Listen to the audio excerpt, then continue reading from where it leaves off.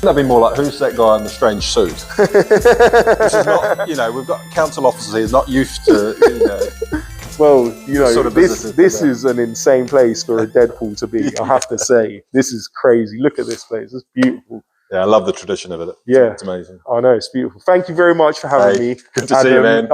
Dude, you're so cool and inviting, and you've just taken me around the place, and we just went and saw Robin. I wanted to say Gavin. Yeah. Went and saw Robin, and yeah, it's been, we had a good chat with them, met your team as well. Yeah. That's literally awesome. Like council officers, you know, yeah, we're at computers doing work. We don't normally have a guy in a red suit walking around the building. So, you know, it's been you got to do it, right? Good fun. But no, just from our point of view, the stuff that you do, you know, and it's not just, there's so many people like you who are just trying to, we know the challenges of Luton, you know, but people that want to do good and do better for the play, you know, and I personally find that really inspiring, and that kind of makes me better at my job when I'm out kind of connecting with the community and seeing how good people at the heart of this town. Yeah. You know, whether it's fundraising, whether it's just supporting, you know, during COVID, supporting those in need and that sort of thing. I just find that incredibly inspiring, and it makes me want, as a, you know, council officer in a privileged position as a council officer, to do better, because you know, I love this town, and like everyone else, want this town to succeed. So that's lovely. So thank you for everything. No, don't be silly. I'm so privileged to be here. By the way, hello everybody. Welcome to Luton's Deadpool podcast. The first New Zealander? Yes. Yeah, oh my gosh, you are as well. You come all the way from the other side of the globe. That's crazy. So I think there's 3 New Zealanders in Luton, and I know that only because that when they were in the World Cup in 2010, we went to the Wetherspoons. We had like a 12 o'clock game against. There's only 3 of us in the pub, and went, you know. So yeah. Representing Luton, the 3 of us. So, yeah. Oh, that's cool, man. That's cool. So, yeah, you're from New Zealand. Before we carry on, of course. This is Adam Kearney. You're the head of communications at the council. Yep. Yep, in the council, and yeah, you're a lovely guy. I've met you. Let's just give like how I've seen you and stuff. Like I've seen you at various events across the town, and especially like you love your running and stuff. Like you, obviously, I saw you at the Luton Run Fest. You helped me out when I was struggling. That was like your guidance. You picked me up. You picked me up when I was.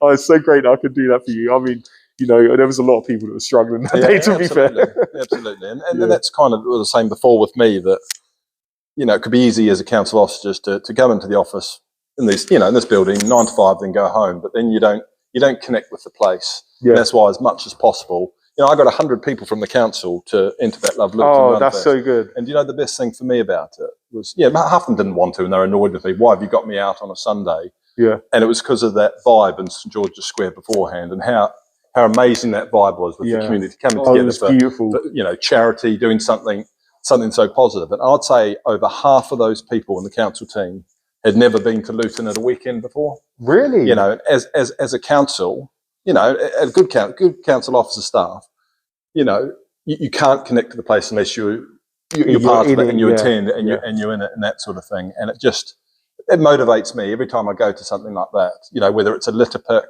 whether it's, you know, Love Luton Run, whether it's an Eid festival, whether whatever it is, it connects to why am I here working for the council, and it's actually, you know, to make the town better. It's a good way to anchor yourself to the town as well, because 100%. Obviously, like you say, it can, you know, you're working in this building and it's in somewhat disconnected at times to the people, because the people have a certain view, and you know, it doesn't sometimes connect, don't meet in the same space and understand each other. And I think there might be a bit of hesitancy for people to work here to maybe attend events, because they may feel like, you know, oh well, I might get shouted down if I go out there, and that's the truth of it. And that's as a council, we are accountable. So whether you get shouted down or not, you need to be there listening and understanding where people are at, because it's their town.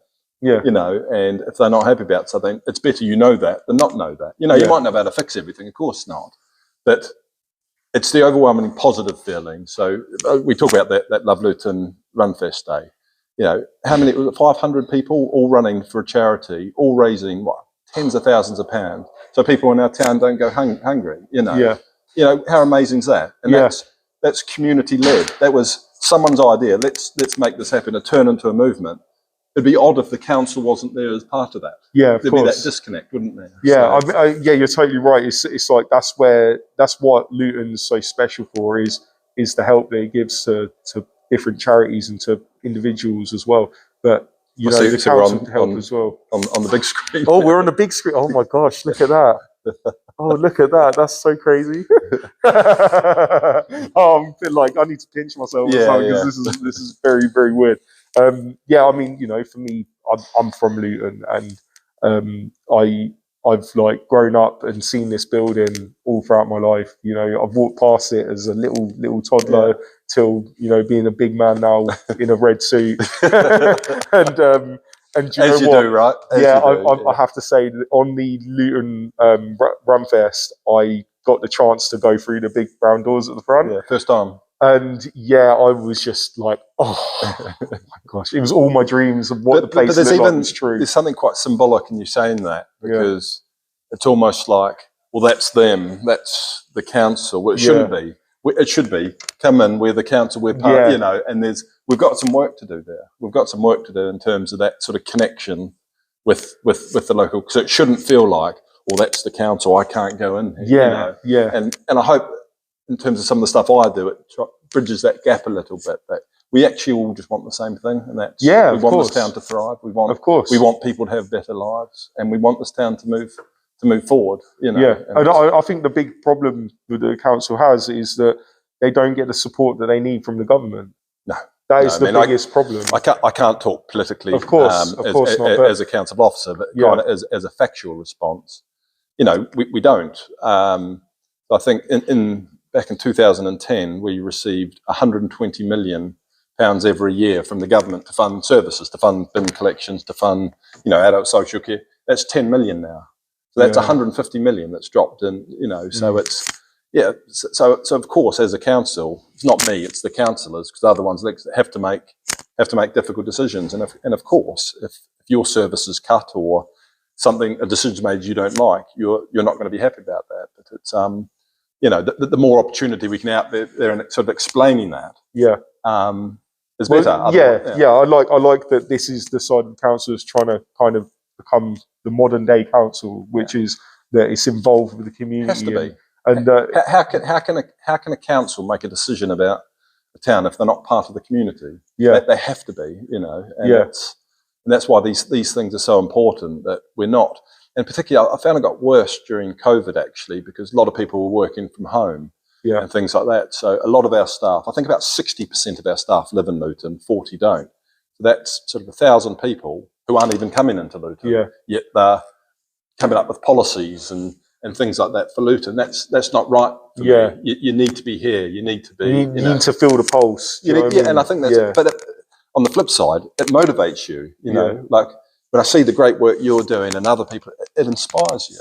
And you know, we had a chat before, didn't we, about kind of the fly tipping and how we need to sort of shift the narrative. We need to, you know, and it's always like let's do something. Well, let's talk about that. I mean, you know, one of the things that I'm being really proud about what I've seen in recent times. I mean, ever since I decided to become really socially active, was ABCD in Luton. Kevin. He what he's doing with that and how he's involved in the community. It's the best idea for something that should be community led. Ultimately, I believe that what your area looks like should be your responsibility.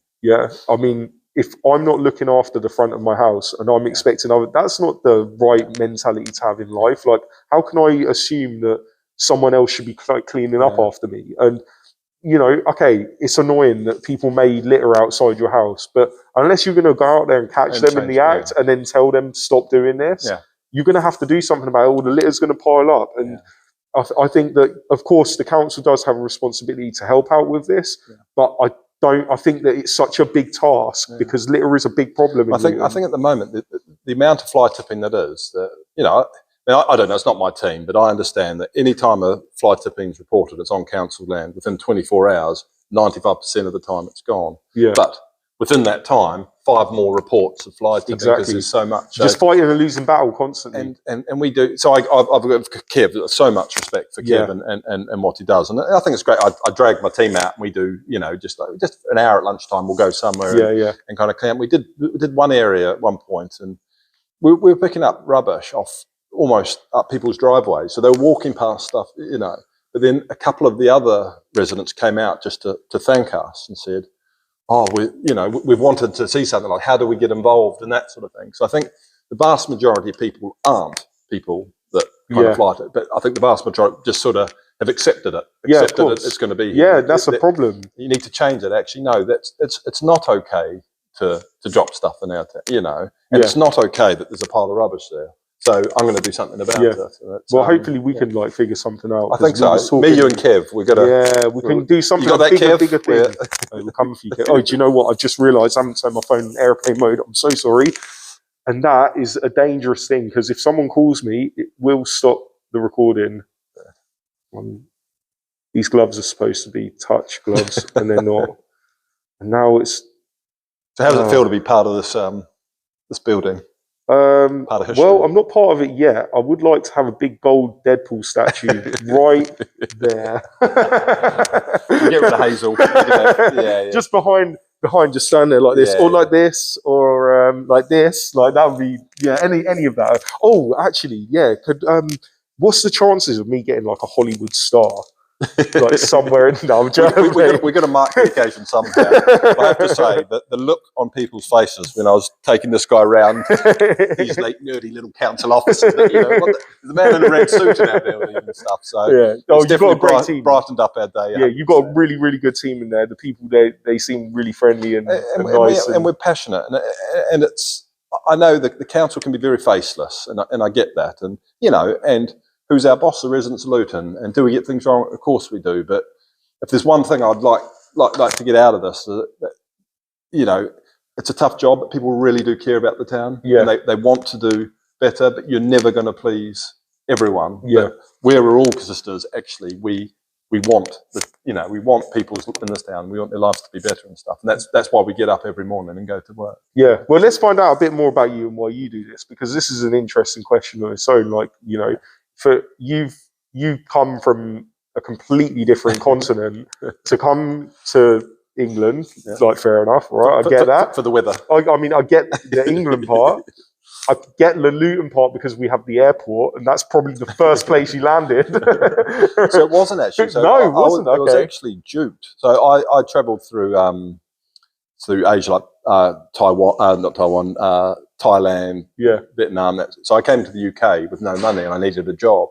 And I was staying in London on a friend's couch, and there was like a 6-week contract, and the recruitment firm said, we've got a press officer job at a London council. And it was Luton. It was like, so I was looking on the tube map and I was like, it's not, that's not even in London. So it was, so at least it's only 6 weeks.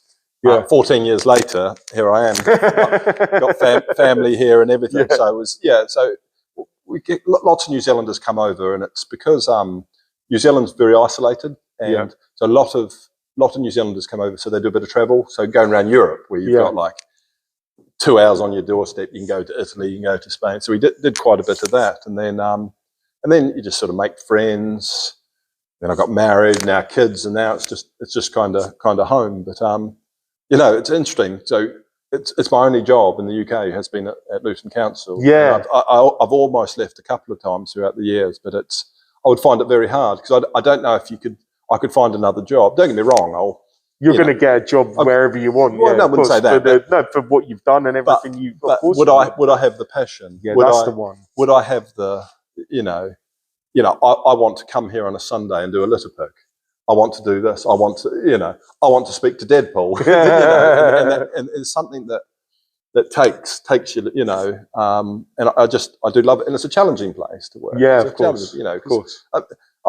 As a communications officer, I'm trying. Is Luton perfect? Well, of course it's not. Does it get an unfair rep? Yeah, of course it does as well, and there's a lot of that. So it's No, I love it. I love it, man. Yeah. So I'm glad that you've got as much of a beating heart for Luton as what I do. I mean, you've been here for long enough, so if you didn't love it, there's haven't got the accent though, have I? No, you need to stop dropping your T's when you say Luton. It's not Luton, it's Luton. No, but yeah, I mean, do you like partake in any activities in Luton? Yeah, so like what's your kind of running thing to do? actually? So I mean, I grew up. New Zealand's very much a rugby nation. Yeah. But I was always a footballer. And one of the reasons I came over is, say it quietly, I'm a Liverpool fan. Oh. Was. Yeah, exactly. No, I'm joking. But it was to come to Anfield and so always been a footballer. But I stopped playing because I got injuries and that sort of thing. But now I just get into running. And so for me, so I've suffered for about 15 years with mental health issues. Okay. So I've got quite a lot, had like panic attacks and that sort of, and I've been on and off medication, but when I found running, that was 100% being my kind of outlet for, managing my mental health. I've never gone out for a run in the fresh air and come back and felt worse than when I started and that sort of thing. So I do a bit of work for Mind. So I did the London Marathon for Mind, the charity to raise money for them. Yeah, and so kind of since then, I do quite a bit for that. But I think for me, in terms of being a sort of a male from a rugby staunch stuff up that background to kind of I struggle. I mean, me and JP were talking about this the other day. I had JP from Boxing Saves Lives. Love you, JP. Yeah. He doesn't He's watch a these. great supporter of the council. He's amazing. He's amazing. And it's on social media, the support you give the council and what the council does, really appreciate it, mate. Yeah, he's a great guy, seriously. But yeah, when we was talking the other day, we was talking about men's mental health. There's actually something that we're trying to set up at the moment, which I can kind of talk about loosely now. We're thinking about having a men's talking group, right? Where it's a place where it's a safe place, you come in the doors and we close the doors. What's ever said in the room stays in the room. You just get it all off your chest. Because the one thing that we sort of teach young boys from a very, very young age, you've got a daughter, she falls over, and then you pick her up. Oh, darling, it's okay, it's okay. You got a son, he falls over, he gets up, starts crying. What are you doing? Come on, stop this now. Come on, you're being silly. Come on, get over it. You know what I mean? New Zealand, that's times 10. Yeah. I can imagine. It's quite interesting. So when I ran the marathon, so I'd been suffering. I wouldn't say suffering. Like I haven't been suffering. I've just had mental health challenges. Yeah. But when I ran for mine, I was like, I'm actually going to tell my story about kind of what I've had to manage through, and that sort of thing. And the amount of men that kind of reached out to me, sort of, not prepared to sort of put themselves out there, but just me too, and thanks very much. What you said helps. So I think something like that is just it's true, because I find, I mean, you must find this anyway as well. If you're sat with someone and they reveal something about themselves that they've struggled with, don't you feel like you want to reveal something about yourself as well? And the act of talking is the act of lightening the load. Do you know what I mean? It's like you've got this weight that you're carrying with you all the time as a man. I know girls have this too. I'm not trying to say girls don't, but as a man, it does really feel like you're just not allowed to express it. And it's not like you're not allowed, because if you go and talk to your friends, they're going to be pretty cool about it, right? But it's like an inbuilt thing that you've been conditioned to believe that you're not allowed to feel. And as soon as you do, it's like you're weak and you're not able to do things properly, and you're devalued in society, and it's not a good way to be. And the other thing I struggled with as well, and I was always better at writing it rather than saying it. I don't often say it, it's more I find it easier to write. But I find it hard to explain. So when I have a panic attack or an anxiety attack, or just, I can't explain it, what it is. So how do you talk about something you can't even articulate yourself? I'm just not feeling very well at the moment, and it's them episodes are horrible as well. I've experienced it plenty of times myself, and it's not something that you want to brag about to people, because I've literally been sat there having a panic attack, thinking my heart is about to pump out my chest. You think you're going to die? You genuinely think you're going to die, and it's so silly, because all you need to do is say, "I'm just having a panic attack." I'm just having a panic attack. So I'm still not there though, so I will still resort to, if there's something on and I just didn't feel like up to going, I'd make another. I can't because I've got the kids, or I'm doing such and such, rather than actually I'm not feeling a bit down at the moment. I'm feeling, society's not quite there, I don't think, but it's getting much It's getting better. there. And it's like mind in terms of the stigma that they've crushed in terms of, particularly with men. And it's silly, but you're right. With men, it's harder. Yeah. Because you're taught, and it's interesting because I've got a son and a daughter as well, and I bet you've done it yourself, because I've done it as well. Yeah. Jess, but Jack's, come on, mate, come on, you'll be fine, you'll be fine. But it's there's something programmed. We have to, as parents, I think, because it is hard to break out of that, right? But I mean, once you notice it, you've got to break out of it. And like, I'm sure you're the same. When with my kids, I'd say it's okay to cry. It's okay to feel. If you're feeling angry, it's okay. If you're feeling sad, it's okay. If you're feeling happy, the only time when any of those things are bad is when they go to extremes. Do you know what I mean? And when if you're angry and it turns to rage, that's not good. Do you know what I mean? But it's okay to be angry. It's an interesting one. So something my wife and I are grappling with at the moment. So my daughter, she's the most amazing thing.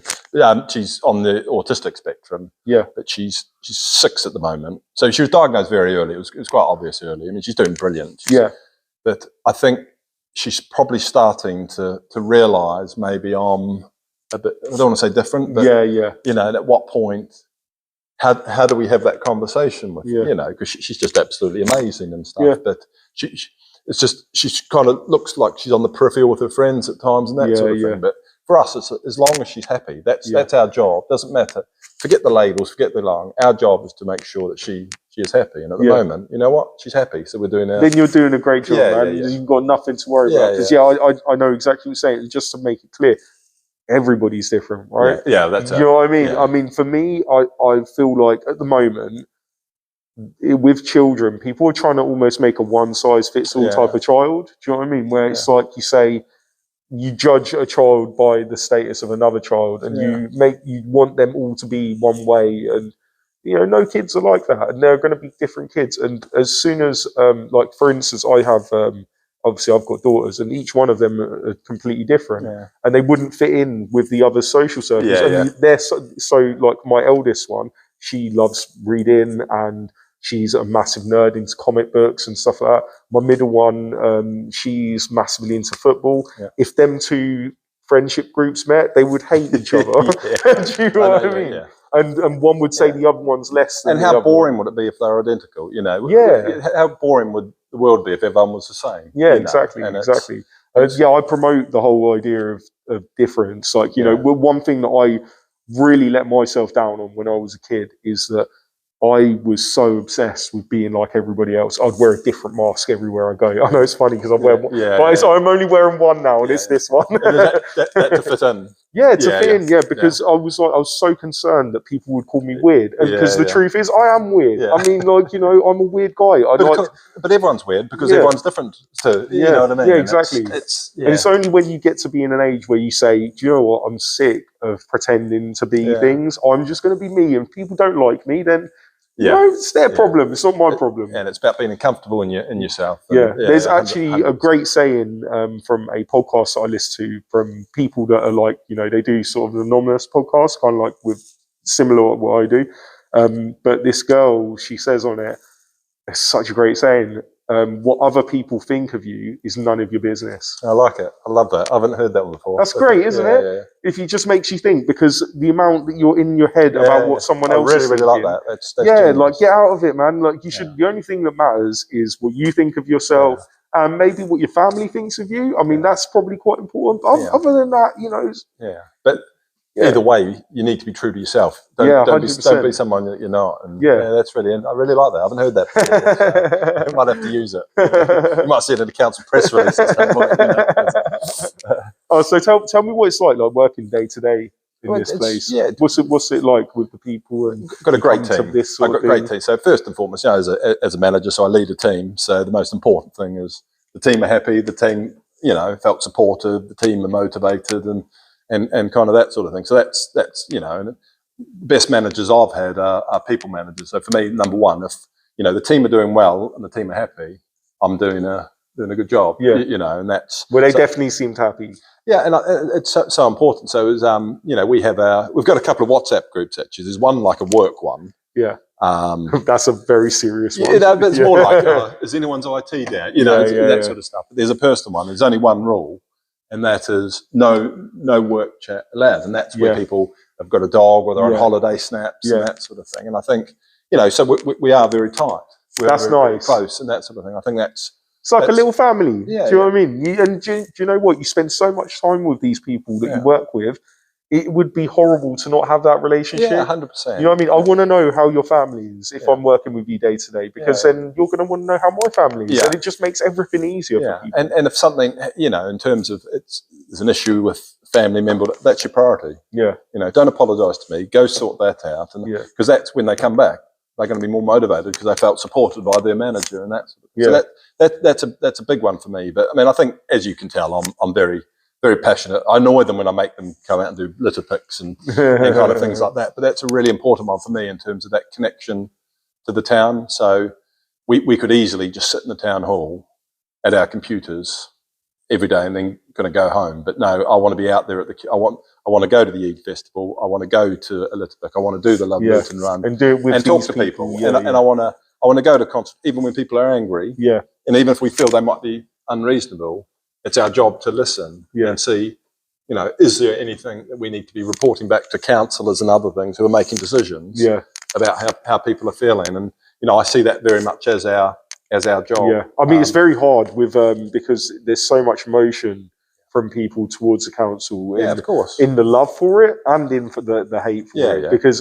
this is such a hard thing to actually, for you guys, it must be really hard to know like how people actually feel. Do you know what I mean? Because you've gotten such a mixed reaction, and you get such great support from the big figures around the town. Like we mentioned, JP or the Deadpools, or the Deadpools, or Mustax. All the great people that kind of do stuff. What a guy, in terms is he not amazing? Just so inspiring. And there's anger out there, and some of it we might sometimes think it's unreasonable, but that's not our job to make that call. A comment's been made, as long as it's kind of fed back in some way. So it's hard. I mean, we find social media quite hard at times because there's quite often a kind of a pile on, and there's if anyone watching that has piled on. No, it's more that I understand why there's people that are angry at the council and the decisions that the council has been made, but it's we've got a 21-year-old who was an apprentice who's the one monitoring the Facebook account, and she's the one that's even though it's not aimed at her, and I know it's not. It's not nice. The council is not one entity. The council is 2,500 people running 730 different services. And the majority of services, people probably don't know this. It's kind of your children's social care, it's adult social care, it's people that go into people's homes and do the home care and arrange so we're a big entity. Well, I have to say, just on a personal level, obviously I can't say too much because I don't want to reveal too much about myself, but damn, there was my questions. There was a time when I needed the council, when I was younger, and I got kicked out of my mum's house and I had nowhere to go, right? And the council helped me, got me a house that day. Like it was a flat share, but they got it for me that day. Had my rent covered for the first 2 months. They got me food vouchers so that I didn't go hungry. Nobody talks about that. But I will say, from the bottom of my heart, that meant a lot to me. Because if I didn't have that, I'd be on the street. And then I don't know where I would have gone from. For that to happen, that would have taken a council officer who wanted to help you. I kept my job because of that. Do you know what I mean? I was working in a warehouse at the time, and it was a real struggle, and work was getting affected because of the things that were happening in my personal. If I didn't have a roof over my head, I would have ruined that job. And then where would I be? There's only so much help that you can give a person, and if I didn't have a house, I think that you wouldn't be able to help me. Because my mentality at the time, I was very destructive. So, there are good stories, and I think people need to remember that for as much of the complaints that people may have, there are a lot of people here working their asses off to get the help to the people that need it. The reason people are in public, and not everyone, we're a big organisation, so like any organisation, some people are probably there just to get the paycheck and go home, don't get me wrong. But the vast majority of people that I come across in this building are they want to do good. That's why they're in public service, is because they want to do good. And of course, do we get everything right? Not even close. And do we make decisions that impact people negatively? Of course we do. But there's not that intention there. And it's a balancing act, when right? it gets a bit toxic in that kind of online space. I think some people in my team in particular struggle with that because they take it personally. But I know it's not personal. And it's well, I've met a lot of people that work in the council that are really good, hard-working people. You're definitely one of them. That know that you genuinely care about the place and the people in it, and you're not looking from a high tower to giving out. It's the other way around. Yeah, I learn from you. Exactly. That's what I love. I learn from Mushta. I love that you say so. I like Sujal. My gosh, another great person. Yeah, he's had to lecture me a few times, and damn right, I needed that lesson. Yeah. I needed that lesson telling me how it actually is out there.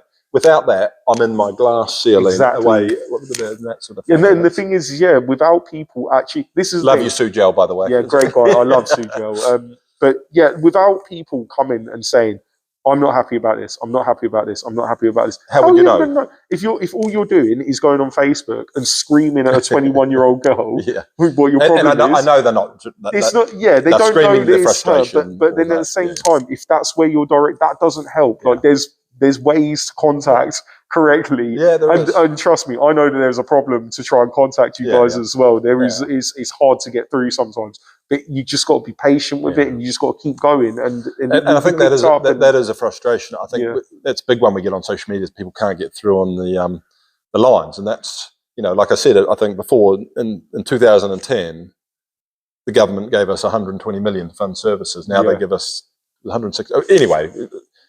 I think Robin said it was 150. Yeah, and now we get 10. It's something like that, isn't it? So as part of those cuts we've had to make, it includes people that used to answer the phones who we've had to make redundant. Yeah. So there's no longer as many people answering the phones, which means people that are in crisis are having to wait longer to get it. So we get it. We get it's frustrating and stuff, and it's. Well, I think we should all be kind of like, say, for instance, if you are sitting there waiting on the end of the phone and you've been waiting for half an hour on hold, and then you do finally get through to somebody, don't just start shouting at them because you've been on hold. They've been having to answer phone call after phone call, and they're probably stressed out and worried that the next time they pick up the phone, they're just going to get a whole load of abuse. And then I think the natural reaction of that, if you're being yelled at, you're naturally quite... You're not motivated, and you're not as much. Without a doubt. And do you know what? There is something in that. I've worked in customer services before, and it was interesting. It was kind of you take it home with you, don't you?